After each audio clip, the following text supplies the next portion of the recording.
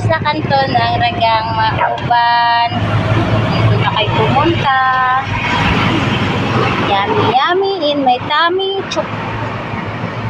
Kaya nga namin 15 bitoka, 15 bulaklak, 15 isaw ng baboy, 15 bato ng baboy, 15 balat, 10 ulo ng manok, 15 tupo, 5 piso, balunan 15, butsi ng manok 15, ay 10, hotdog 20, laman ng baboy 20, laman ng manok 20, atay 15. 5 piso lang yung isaw ng manok.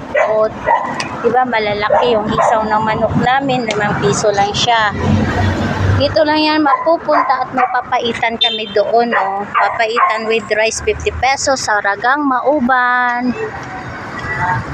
Dito lang matatagpuan ang murang-mura pang masa ng barbecue na Ragang Mauban, Barangay Mandresa, Quezon City.